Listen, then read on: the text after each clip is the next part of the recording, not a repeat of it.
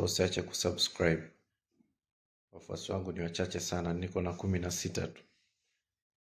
Wanakuja kwa uchache sana, lakini natumaini one day wataongezeka. Sasa na jambo moja leo ningependa tuongee kidogo. Swala hili bwana, inabidi inahusiana na kutokukata tamaa. Kukata tamaa, hata Biblia inasema ni vibaya binadamu kukata tamaa.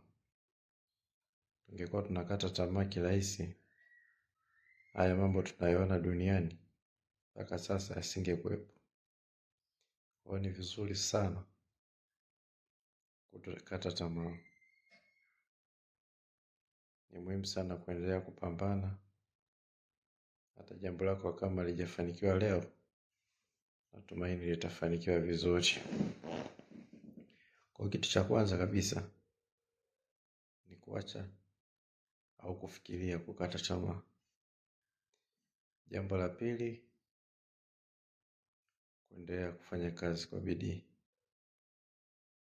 Katika kufanya kazi kwa bidii kwetu, inabidi pia tumuhusishe na Mwenyezi Mungu atuongoze, kutuonesha vitu gani tunavipenda sana. Vitu gani tukivifanya vitaleta matokeo mazuri. Unajua kuna wakati unaweza ukaweka bidii kwenye kazi fulani, lakini hiyo kazi haitaleta matokeo mazuri kama unavyotegemea wewe. Kwa hiyo ni muhimu sana kumwomba Mwenyezi Mungu aweze kukusaidia, kukuonyesha ni sehemu gani ukiweka nguvu zako utapata matokeo mazuri. Haya yote nasema kwa sababu ndo mambo ya msingi katika maisha yetu ya kila siku. Kwa hiyo ni kuendelea kupambana kwa mambo yote tunaendelea kuyafanya siku zote katika maisha yetu, ili tuweze kupata matokeo mazuri. Kwa mambo mawili nimetaja, cha kwanza kuacha kukata tamaa, cha pili kuendelea kufanya kazi kwa bidii, ukimtegemea Mwenyezi Mungu akusaidie.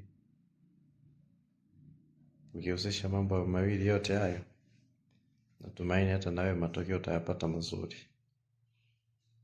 Kwa hiyo tuendelee kutiana moyo, tuendelee kupambana siku zote. Ni siku nyingine tena, na kesho nitatoa ujumbe mwingine. Usiache kusubscribe. Tuongezeke kidogo, tuwe wengi.